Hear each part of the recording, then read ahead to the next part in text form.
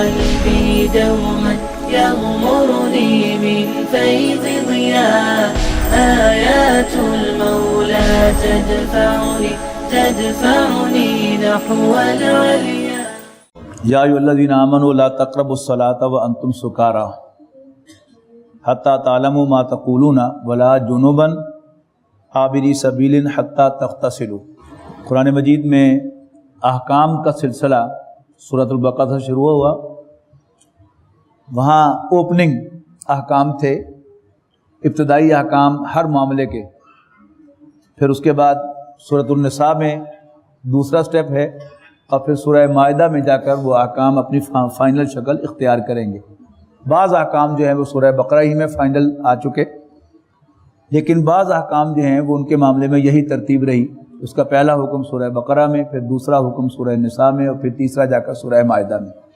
اس category کے احکام میں ایک حکم جو ہے وہ شراب اور جوئے کا حکم ہے. سورہ بقرہ میں کہا گیا کہ آپ سے پوچھتے ہیں شراب اور جوئے کے بارے میں، آپ بتائیے کہ ان دونوں میں بڑا گناہ ہے. البتہ لوگوں کے لیے کچھ فائدے بھی ہیں، لیکن یاد رہنا چاہیے کہ ان کا گناہ ان کے فائدے سے زیادہ ہے. یعنی اشارہ ہو گیا کہ یہ کوئی پسندیدہ عمل نہیں ہے، ان میں فائدہ کم اور نقصان زیادہ ہے.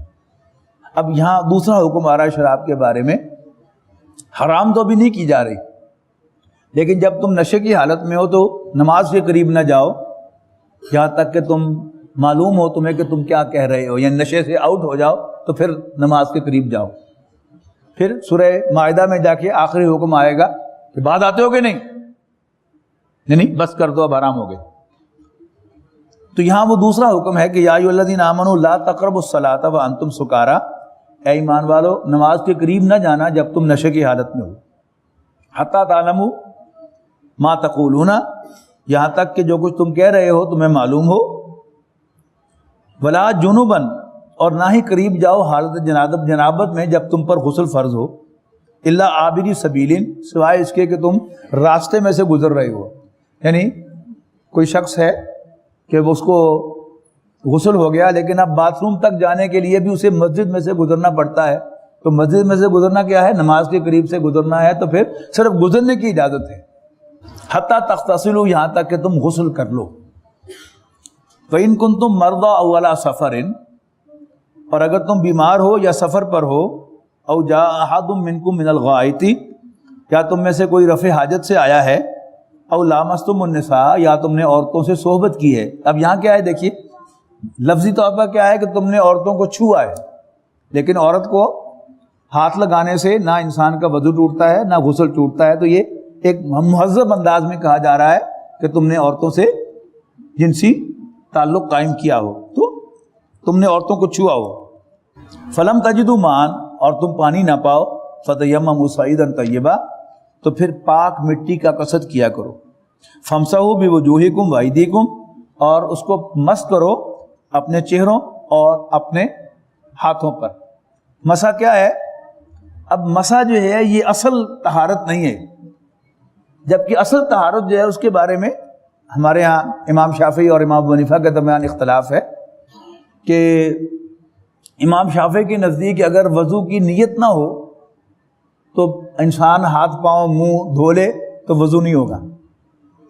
امام ابو حنیفہ کے نزدیک، احناف کے نزدیک طہارت تو ہو جائے گی اگرچہ وضو کا ثواب نہیں ملے گا، آپ نماز پڑھ سکتے ہیں. یعنی ان کا موقف یہ ہے کہ اگر کوئی شخص جس پر غسل فرض ہے اور اس نے نہر میں ڈبکی لگائی، اب نہر میں ڈبکی لگائی تو اس کے ناک میں بھی پانی چلا گیا، منہ میں بھی چلا گیا، اور سارا جسم جو ہے وہ بھی ایک دفعہ دھل گیا، تو اس کو طہارت حاصل ہو گئی، اب وہ نماز پڑھ سکتا ہے. جبکہ امام شافعی جو ہیں وہ کہتے ہیں کہ جب تک نیت نہ ہو تو وضو نہیں ہوتا.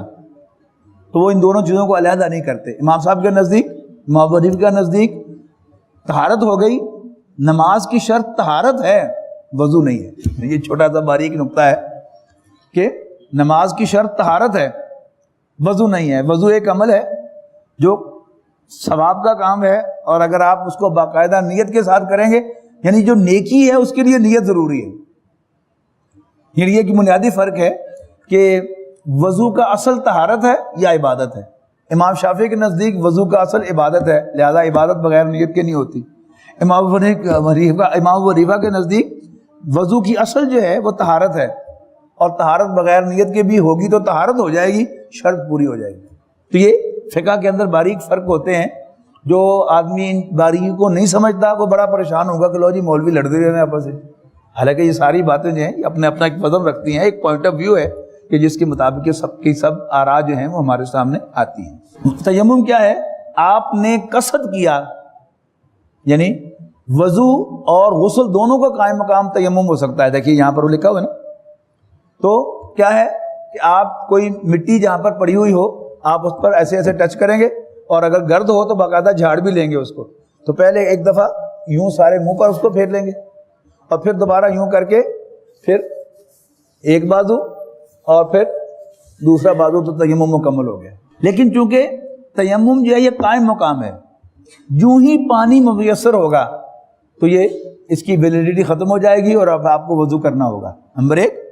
اور دوسری بات یہ ہے کہ ہر نماز کے لیے بھی آپ کو علیحدہ تیمم کرنا پڑے گا، جبکہ وضو جو ہے جب آپ ایک دفعہ کر لیتے ہیں اور وضو ٹوٹتا نہیں تو پھر اس کی آپ بے شک 5 نمازیں پڑھ لیں، 4 نمازیں پڑھ لیں، 2 نمازیں پڑھ لیں، تو یہ بنیادی فرق ہے۔ فَامْسَحُوا بِوُجُوهِكُمْ وَأَيْدِيكُمْ، تو پھر مسح کرو اپنے چہروں کا اور اپنے ہاتھوں کا، ان اللہ کان عفوا غفورا، کیونکہ یہ رعایت ہے اللہ تعالیٰ کی، لہذا فرمایا بے شک اللہ تعالیٰ خطاؤں سے درگزر کرنے والا، کمیوں اور کوتاہیوں کو معاف کرنے والا اور بخشنے والا ہے۔ الم تر الی الذین اوتوا نصیبا من الکتاب یشترون الضلالہ، کیا اے نبی آپ نے نہیں دیکھا ان لوگوں کو جن کو کتاب میں سے ایک حصہ دیا گیا ہے، یعنی اہل کتاب، یشترون الضلالہ، وہ گمراہی خریدتے ہیں، ویریدون ان تضلوا السبیل، اور چاہتے ہیں کہ تم بھی سیدھے راستے سے بھٹک جاؤ، واللہ اعلم باعدائکم، اللہ تعالیٰ کو تمہارے دشمنوں کا خوب پتہ ہے، وکفی باللہ ولیا، اور اللہ تعالیٰ کافی ہے پشت پناہی کے لیے، وکفی باللہ نصیرا، اور وہ کافی ہے مددگار۔ من الذین ہادوا یحرفون الکلم عن مواضعہ، یہودیوں میں سے کچھ ایسے ہیں جو ہٹا دیتے ہیں الفاظ کو ان کے اصل موقع و محل سے، وَيَقُولُونَ سَمِعْنَا وَعَصَيْنَا، کہنا کیا چاہیے؟ سَمِعْنَا وَأَطَعْنَا، وی لسن اینڈ اوبے۔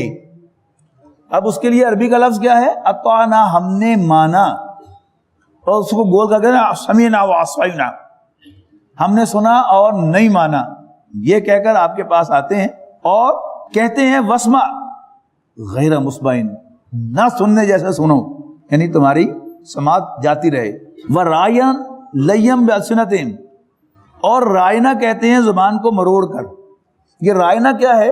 اس کے لفظی مطلب ہے ہماری رعایت کیجئے۔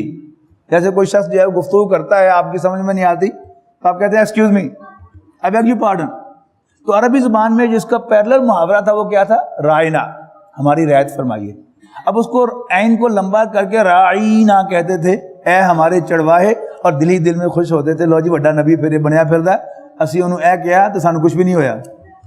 اب یہ ساری باتیں جو ان کی آ رہی ہیں کہ، اور کہتے ہیں رائنا لیم بِأَلْسِنَتِهِمْ، اپنی زبانوں کو مروڑ کر، وَطَعْنًا فِي الدِّينِ، اور دین حق پر طنز کرتے ہیں۔ وَلَوْ أَنَّهُمْ قَالُوا سَمِعْنَا وَأَطَعْنَا، اور اگر وہ یوں کہتے سَمِعْنَا وَأَطَعْنَا اور وَاسْمَعْ وَانظُرْنَا، بھئی سنیے اور ہماری طرف نظر عنایت کیجئے، لَكَانَ خَيْرًا لَهُمْ، تو یہ ان کے لیے بہتر ہوتا، وَأَقْوَمَ، اور زیادہ درست ہوتا، وَلَٰكِن لَعَنَهُمُ اللَّهُ بِكُفْرِهِمْ، اصل میں اللہ تعالیٰ نے ان کے کفر کی وجہ سے ان پر پھٹکار کی ہوئی ہے، لعنت بھیج رکھی ہے، فَلَا يُؤْمِنُونَ إِلَّا قَلِيلًا، پس وہ کم ہی مانیں گے، نہیں ایمان لائیں گے مگر بہت کم۔ یا ایھا الذین اوتوا الکتاب، اے اہل کتاب، آمنوا بما نزلنا مصدقا لما معکم، ایمان لاؤ اس پر جو ہم نے نازل فرمایا ہے، تصدیق کرتے ہوئے اس کی جو تمہارے پاس موجود ہے، من قبل ان نطمس وجوہا، اس سے پہلے کہ ہم چہروں کو مسح کر دیں، فنردھا علی ادبارہا، اور ان کو پھیر دیں ان کی پیٹھوں کی طرف، او نلعنہم کما لعنا اصحاب السبت، یا ہم ان پر لعنت کریں جیسے ہم نے اصحاب سبت پر ہفتے والے دن کو وائلیٹ کرنے والوں پر لعنت کی تھی۔ یہ بعد میں واقعہ آئے گا تفصیل سے۔ وکان امر اللہ مفعولا، اور اللہ تعالیٰ کا حکم نافذ ہو کر رہنے والا ہے۔ ان اللہ لا یغفر ان یشرک بہ، بے شک اللہ تعالیٰ اس کو ہرگز معاف نہیں فرمائے گا کہ اس کے ساتھ کسی کو شریک بنایا جائے. فیغفر ما دون ذلک لمن یشاء، البتہ اس کے علاوہ جس کے لیے چاہے گا وہ معاف کر دے گا. ومن یشرک باللہ، اور جو اللہ کے ساتھ شریک بنائے گا، فقد افترا اسما عظیما، تو وہ اللہ پر بہت بڑا بہتان باندھے گا، بہت بڑے گناہ کا بہتان باندھے گا. الم تر الی الذین یزکون انفسہم، کیا ہے نبی آپ نے نہیں دیکھا ان لوگوں کو جو بڑے حاجی بنے پھرتے ہیں، یعنی اپنے آپ کو بڑا پاک صاف دکھاتے ہیں، بتاتے ہیں. بل اللہ یزکی من یشاء، اصل میں اللہ تعالیٰ جس کو چاہتا ہے پاک فرماتا ہے. فلا یظلمون فتیلا، اور ان پر ذرا برابر بھی زیادتی نہیں ہوگی. انظر کیف یفترون علی اللہ الکذب، دیکھو یہ کیسے اللہ پر جھوٹ باندھتے ہیں. وکفی بہ اسما مبینا، اور کافی ہے ان کے جرم ہونے کے لیے یہی کھلا کھلا گناہ. الم تر الی الذین اوتوا نصیبا من الکتاب، کیا تم نے نہیں دیکھا ان لوگوں کو جن کو کتاب میں سے ایک حصہ دیا گیا ہے. یؤمنون بالجبت والطاغوت، اور وہ جادو ٹونے اور شیطانی قوتوں پر ایمان رکھتے ہیں. ویقولون للذین کفروا، اور کافروں کے بارے میں کہتے ہیں ہؤلاء اہدی من الذین آمنوا سبیلا، کہ مسلمانوں سے تو یہ زیادہ ہدایت یافتہ ہیں، یعنی ضد کی وجہ سے. حالانکہ وہ تورات ان کے پاس، انجیل ان کے پاس، ان کو پتہ ہے کہ مسلمان یہ صحیح راستے پر ہیں، یہ شرک نہیں کرتے، یہ اللہ تعالیٰ کے ساتھ اللہ تعالیٰ کی فرما برداری کرتے ہیں، اور وہ تمام عقائد کی چیزیں جن کو وہ مانتے ہیں ان کو مسلمان بھی مانتے ہیں. لیکن اس کے باوجود ہٹ دھرمی کے ساتھ کہتے ہیں انہوں نے تو ایک کافر چنگے. یہ کوٹ کیا جا رہا ہے باقاعدہ.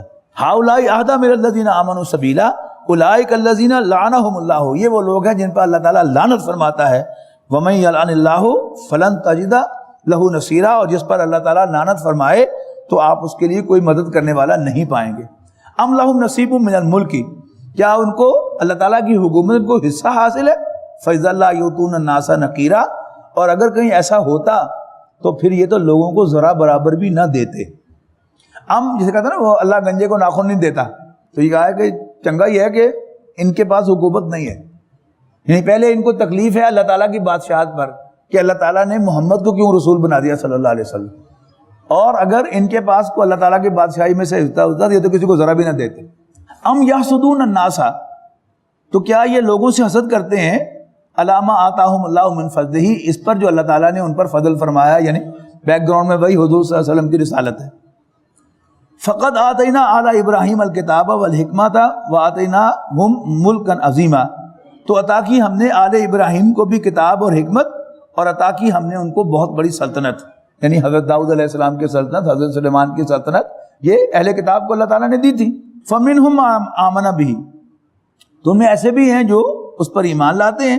ومنہم من صد عنہ، اور ایسے بھی ہیں جو ایمان لانے سے رکے رہتے ہیں. وکفی بجہنم سعیرا، اور کافی ہے ایسوں کے لیے جہنم کی بھڑکتی ہوئی آگ. ان الذین کفروا بآیاتنا، بے شک وہ لوگ کہ جو ہماری آیات کا انکار کرتے ہیں، سوف نصلیہم نارا، ہم ان قریب انہیں آگ میں جلائیں گے. کلما نضجت جلودہم، ہر مرتبہ جب ان کی کھالیں جل جائیں گی، بدلناہم جلودا غیرہا، تو ہم انہیں ان کی جگہ اور کھالیں جلدیں عطا کریں گے. لیذوقوا العذاب، تاکہ وہ عذاب کا مزہ چکھیں. ان اللہ کان عزیزا حکیما، بے شک اللہ تعالیٰ بالا دست حکمت والا ہے. والذین آمنوا وعملوا الصالحات، اور وہ لوگ جو ایمان لاتے اور اچھے عمل کرتے ہیں، سندخلہم جنات تجری من تحتہا الانہار، ہم ان قریب انہیں داخل کریں گے ایسے باغات میں جن کے نیچے نہریں بہتی ہوں گی. خالدین فیہا ابدا، ہمیشہ ہمیشہ ان میں رہنے کے لیے. لہم فیہا ازواج مطہرۃ، ان کے لیے وہاں پر پاکیزہ اسپاؤسز ہوں گے، بیویاں ہوں گی. وندخلہم ظلا ظلیلا، اور ہم انہیں گھنی چھاؤں والی اپنی رحمت میں داخل کریں گے. ان اللہ یامرکم ان تؤدوا الامانات الی اہلھا، بڑی اہم آیات میں سے ہے. بے شک اللہ تعالیٰ تمہیں حکم دیتا ہے کہ تم امانتیں ان کے اہل کے حوالے کرو. وَإِذَا حَكَمْتُمْ بَيْنَ النَّاسِ، اور جب بھی لوگوں کے درمیان فیصلہ کرو، ان تحکموا بالعدل، تو عدل کے ساتھ فیصلہ کرو. ان اللہ نعم ما یعظکم بہ، یقیناً اللہ تعالیٰ تمہیں اچھی نصیحت کرتا ہے. ان اللہ کان سمیعا بصیرا، بے شک اللہ تعالیٰ سننے والا دیکھنے والا ہے. یا ایھا الذین آمنوا اطیعوا اللہ واطیعوا الرسول، رسول صلی اللہ علیہ وسلم کی اطاعت پر پورے قرآن مجید میں جتنا زور سورہ نساء کے اس مقام پر آپ کو ملے گا کہیں اور نہیں ملے گا. اچھا، یہاں پر یہ جو اللہ کے رسول صلی اللہ علیہ وسلم کی اطاعت ہے، یہ نفاق کے ریفرنس سے آ رہی ہے. یعنی منافقین کو رسول اللہ صلی اللہ علیہ وسلم کی مطلق اطاعت وہ بھاری گزرتی تھی. یعنی ان کا سب سے بڑا کون تھا؟ منافقوں کا سردار وہ عبداللہ ابن ابی تھا. اس کا اصل پرابلم کیا تھا کہ عبداللہ ابن ابی مدینہ کا بادشاہ بننے والا تھا کہ رسول اللہ صلی اللہ علیہ وسلم کی تشریف آوری ہو گئی، لہذا وہ رسول اللہ صلی اللہ علیہ وسلم کے وجود کو ہی گوارا نہیں کر سکا. لہذا آپ کے لیے اس کے دل میں نفرت، حسد اور بغض تھا، اور وہ ہیلوں بہانوں سے، یعنی کلمہ پڑھ لینے کے باوجود ہیلوں بہانوں سے حضور صلی اللہ علیہ وسلم کی نافرمانی کو پروموٹ کرتا رہتا تھا. اس کو یہ بات بڑی ناگوار گزرتی تھی کہ حضور صلی اللہ علیہ وسلم کی ہر بات مان لی جائے. ہمارے جیسا انسان تو ہیں، ان کو سرخاب کے پر لگے ہوئے ہیں، کیوں مانے ان کی ہر بات. اب اس بیک گراؤنڈ میں یہ الفاظ آیات آئیں گی تو بڑی آسانی سے سمجھ میں آ جائیں گی. یا ایھا الذین آمنوا اطیعوا اللہ واطیعوا الرسول، اے ایمان والو کہنا مانو اللہ کا اور کہنا مانو رسول صلی اللہ علیہ وسلم کا. وَأُولِي الْأَمْرِ مِنْكُمْ، اور جو تم میں سے صاحب امر ہوں، فیصلہ کرنے کے اہل ہوں. امر کا لفظ جو ہے یہ ملٹی میننگز رکھتا ہے. اس کی جمع امور ہو تو اس کے معنی ہے کام، اس کی جمع اوامر ہو تو اس کے معنی ہے حکم. فیصلے کے معنی میں بھی آتا ہے، یعنی امیر جو ہے وہ عام طور پر سب جانا جاتا ہے حکم دینے والا. حکم دینے والا آمر ہوتا ہے، وہ بھی امر سے بنا ہے، لیکن امیر صاحب امر یعنی فیصلہ کرنے کا اہل. یقیناً اس کی اطاعت بھی ضروری ہوتی ہے، لیکن بنیادی طور پر اس کی حیثیت کیا ہے؟ وہ فیصلہ کرنے کی اہلیت رکھتا ہے. وَأُولِي الْأَمْرِ مِنْكُمْ، اور جو تم میں سے فیصلہ کرنے کے اہل ہو. فَإِن تَنَازَعْتُمْ فِي شَيْءٍ، پھر اگر کسی معاملے میں تم متنازع ہو جاؤ، فَرُدُّوهُ إِلَى اللَّهِ وَالرَّسُولِ، تو اس کو اللہ اور اس کے رسول کی طرف ریفر کرو. فائنل ریفری اللہ اور اس کے رسول ہوں گے. اب رسول اللہ صلی اللہ علیہ وسلم کی حیات میں جب بھی یہ معاملہ ہوگا اولو الامر اور جو اس کے مامورین ہیں، اس کے ماتحت ہیں، اس والی کے، ان کے درمیان جھگڑا ہوگا تو حضور صلی اللہ علیہ وسلم کی طرف ریفر کیا جائے گا، آپ فیصلہ کر دیں گے. اب جب آپ خود موجود نہیں ہیں، قرآن مجید کی آیات ہیں وہ اللہ کا کلام ہے، حضور صلی اللہ علیہ وسلم کے فرمودات ہیں وہ حضور صلی اللہ علیہ وسلم کا فرمان ہے، لیکن کسی پرٹیکولر ایشو پر یعنی ایک ورڈکٹ دینا وہ تو ظاہر ہے کوئی زندہ انسان ہی دیتا ہے نا. تو پھر کیا ہوگا؟ اگر تو وہ اسلامی ریاست ہے تو پھر اسلامی ریاست کے اندر جوڈیشری کا جو چینل حضرت عمر فاروق رضی اللہ تعالیٰ عنہ نے بنایا تھا کہ سارا معاملہ اس کی طرف ریفر ہوگا اور ہائر جوڈیشری جو ہے وہ فیصلہ کرے گی ریاست کے شہریوں اور ریاست کے درمیان. اور اگر معاملہ کسی دینی جماعت کا ہے، والنٹیئر آرگنائزیشن کا ہے، تو پھر اس کے امیر کا فیصلہ جو ہے فائنل ہوگا.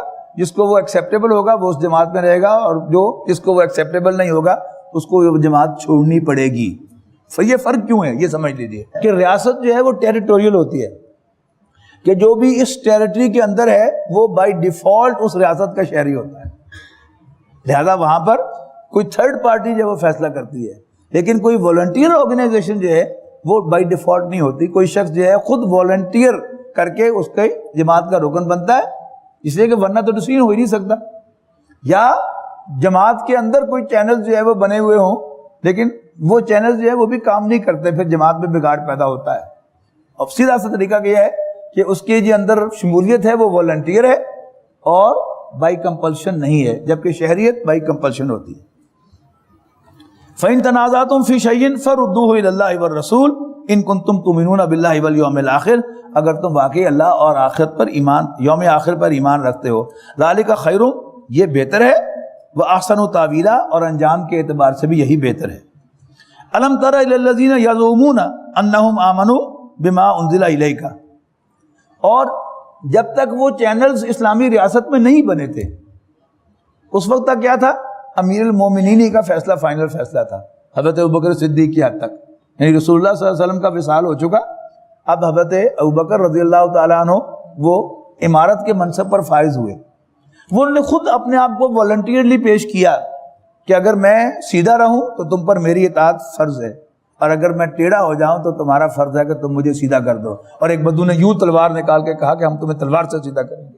یہ تو کیا ہے؟ یہ تو ایک والنٹیئر معاملہ ہے نا. لیکن بائی لا کیا ہے کہ آرگومنٹ دیں گے، سارے قرآن مجید کا حوالہ دیں گے اور حضور کے فرمودات کا حوالہ دیں گے، لیکن فائنل ڈیسیژن تو امیر کا چلے گا. لیکن یہ حضرت عمر رضی اللہ تعالیٰ عنہ کا ایثار تھا کہ انہوں نے اپنی حیثیت کو 1/3 پر ریڈیوس کیا.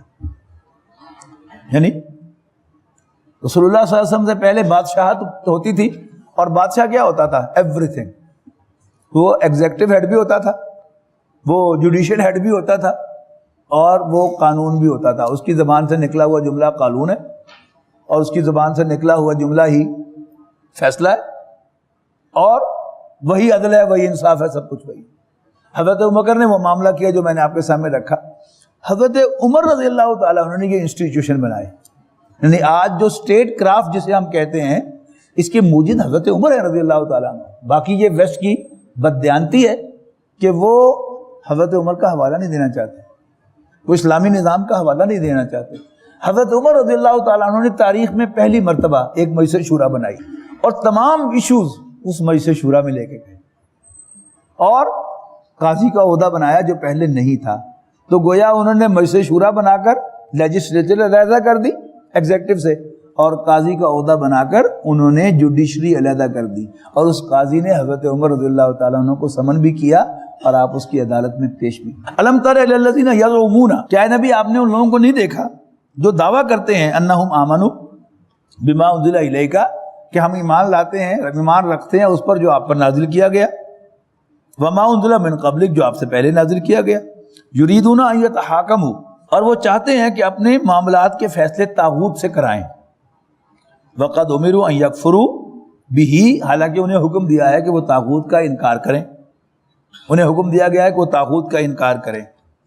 فیرید الشیطان ان یضلہم ضلالا بعیدا, اور شیطان یہی چاہتا ہے کہ انہیں گمراہی میں بھٹکا کر بہت دور پھینک دے. وَإِذَا قِيلَ لَهُمْ تَعَالَوْا, جب ان سے کہا جاتا کہ آؤ إِلَىٰ مَا أَنزَلَ اللَّهُ, اس کی طرف جو اللہ نے نازل فرمایا ہے, وَإِلَى الرَّسُولِ, اور رسول کی طرف, رَأَيْتَ الْمُنَافِقِينَ يَصُدُّونَ عَنْكَ صُدُودًا, تو منافق رکے رہتے ہیں تمہارے پاس آنے سے بڑی سختی کے ساتھ. فَكَيْفَ إِذَا أَصَابَتْهُمْ مُصِيبَةٌ, تو پھر کیا کیفیت ہوتی ہے جب ان پر کوئی سختی آتی ہے, مصیبت آتی ہے, بما قدمت ایدیہم, ان کے اپنے ہاتھوں کی کرتوتوں کی وجہ سے, ثم جاؤک یحلفون باللہ, تو آپ کے پاس آتے ہیں قسمیں کھاتے ہوئے, ان اردنا الا احسانا و توفیقا, کہ نہیں ہم تو صرف بھلائی اور موافقت کرنا چاہتے تھے فریقین کے درمیان.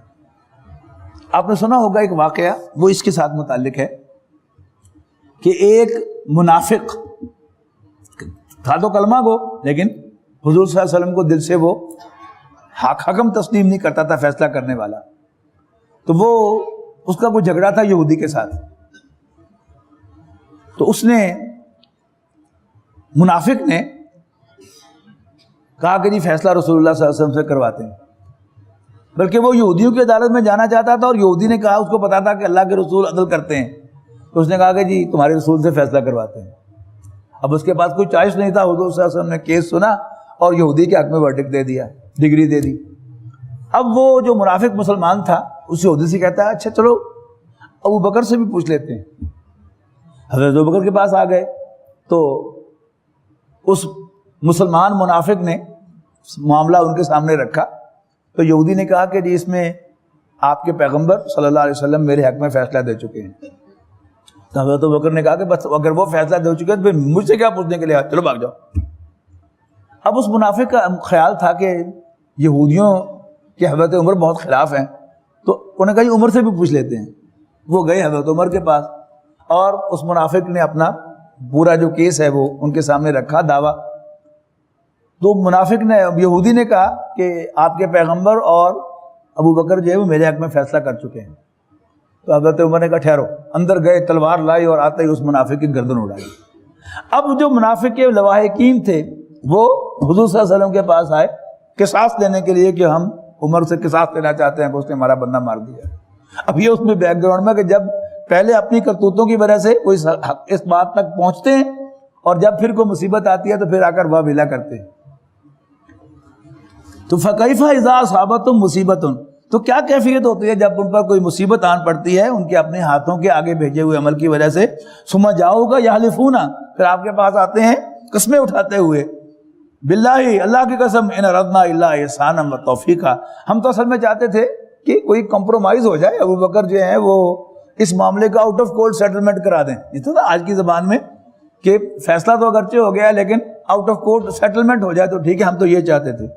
اولئک الذین یعلم اللہ ما فی قلوبہم, اللہ تعالیٰ فرماتا ہے کہ جو کچھ ان کے دلوں میں تھا اللہ تعالیٰ کو خوب معلوم ہے. فاعرض عنہم, آپ ان سے چشم پوشی کیجئے، وعظہم اور انہیں سمجھائیے، وقل لہم فی انفسہم قولا بلیغا اور ان سے ان کے حق میں ایسی بات جو دل میں اتر جائے کہیے۔ وما ارسلنا، پھر دیکھیے زور، وما ارسلنا من رسول الا لیطاع باذن اللہ، ہم نے کوئی پیغمبر نہیں بھیجا مگر اس لیے کہ اس کا کہنا مانا جائے۔ ولو انہم اذ ظلموا انفسہم، اور اگر یہ لوگ جب ظلم کر بیٹھے تھے اپنی جانوں پر، جاؤگا تو آپ کے پاس آتے، فاستغفر اللہ، پھر وہ اللہ تعالیٰ سے استغفار کرتے، واستغفر لہم الرسول، اور پھر اللہ کے پیغمبر کیوں ان کے حق میں استغفار کرتے۔ یعنی یہ کیا ہے کہ چونکہ ان کی اصل بغض ان کا وہ رسول اللہ صلی اللہ علیہ وسلم کے ساتھ تھا اور آپ کو وہ نیچے دکھانا چاہتے تھے منافقین۔ اچھا، اب اس کا تلافی کیا ہے، کمپنسیشن کیا ہے کہ پہلے وہ آئیں رسول اللہ صلی اللہ علیہ وسلم کے پاس اور اقبال جرم کریں اور اللہ تعالیٰ سے خود بھی استغفار کریں اور رسول اللہ صلی اللہ علیہ وسلم سے بھی درخواست کریں کہ آپ اللہ سے ہم سے استغفار کریں تو اللہ تعالیٰ انہیں بخشے گا۔ لیکن اگر وہ ایسا کرنے کو تیار نہیں اور رسول اللہ صلی اللہ علیہ وسلم اپنی شفقت اور مہربانی کی وجہ سے ویسے ہی راتوں کو اٹھ کر اپنی امت کے ہر فرد کے لیے دعا کرنے والے ہیں، تو اللہ تعالیٰ کہتا ہے ان کی دعا کو، آپ کی یہ دعا ہم قبول نہیں کریں گے۔ یہی بات سورہ منافقون میں بھی آئی ہے کہ وَإِذَا قِيلَ لَهُمْ تَعَالَوْا يَسْتَغْفِرْ لَكُمْ رَسُولُ اللَّهِ، جب ان سے کہا جاتا کہ آؤ اللہ کے رسول کی خدمت میں حاضر ہو جاؤ تاکہ اللہ کے رسول تمہارے حق میں استغفار کرے، تو لووا رؤوسہم، اپنے سر ہلاتے ہیں، بٹکاتے ہیں، ہاں دیکھیں یا رسول آنے ایسے تو چلو، یصدون وہم مستکبرون، آنے سے رکتے ہیں اور تکبر کرتے ہیں۔ آگے فرمایا برابر ہے ان کے حق میں اے نبی صلی اللہ علیہ وسلم، آپ ان کے لیے استغفار کریں یا نہ کریں، اللہ انہیں کبھی نہیں بخشے گا۔ وہی مضمون یہاں پر آ رہا ہے، وَلَوْ أَنَّهُمْ إِذْ ظَلَمُوا أَنفُسَهُمْ جَاءُوكَ، اگر اپنے اوپر ظلم ڈھایا تھا تو آپ کے پاس آتے، فَاسْتَغْفَرُوا اللَّهَ، پھر اللہ تعالیٰ سے معافی مانگتے آپ کے سامنے، وَاسْتَغْفَرَ لَهُمُ الرَّسُولُ، اور پھر رسول صلی اللہ علیہ وسلم بھی ان کے حق میں استغفار کرتے، لَوَجَدُوا اللَّهَ تَوَّابًا رَحِيمًا، تو وہ لازماً اللہ تعالیٰ کو توبہ کا قبول کرنے والا، رحم فرمانے والا پاتے۔ فَلَا وَرَبِّكَ لَا يُؤْمِنُونَ، تو اللہ کی قسم، تیرے رب کی قسم، یہ کبھی مومن نہیں بن سکتے، حَتَّى يُحَكِّمُوكَ فِيمَا شَجَرَ بَيْنَهُمْ، یہاں تک کہ اے نبی یہ آپ کو اپنے الجھے ہوئے معاملات میں فیصلہ کرنے والا نہ مان لیں اپنے ڈسپیوٹس میں، ثُمَّ لَا يَجِدُوا فِي أَنفُسِهِمْ حَرَجًا مِّمَّا قَضَيْتَ، اور پھر آپ کے فیصلوں پر اپنے دلوں میں کوئی تنگی بھی نہ پائیں، فَيُسَلِّمُوا تَسْلِيمًا، اور پھر سر تسلیم خم کر دیں۔ وَلَوْ أَنَّا كَتَبْنَا عَلَيْهِمْ أَنِ اقْتُلُوا أَنفُسَكُمْ، اور اگر کہیں ہم ان کو حکم دے دیتے کہ قتل کرو اپنے آپ کو، أَوْ اخْرُجُوا مِن دِيَارِكُمْ، یا اپنے میں سے جو مجرم ہیں ان کو گھروں سے باہر نکالو، ما فعلوه الا قلیل منہم، تو ان میں سے بہت چند لوگ اس پر عمل کرتے۔ وَلَوْ أَنَّهُمْ فَعَلُوا مَا يُوعَظُونَ بِهِ، اور اگر یہ عمل کرتے اس حکم پر جس کی نصیحت کی جاتی ہے انہیں، لَكَانَ خَيْرًا لَهُمْ، تو یہ ان کے لیے بہتر ہوتا، وَأَشَدَّ تَثْبِيتًا، اور ان کے لیے زیادہ ثابت قدمی کا ذریعہ بھی بنتا۔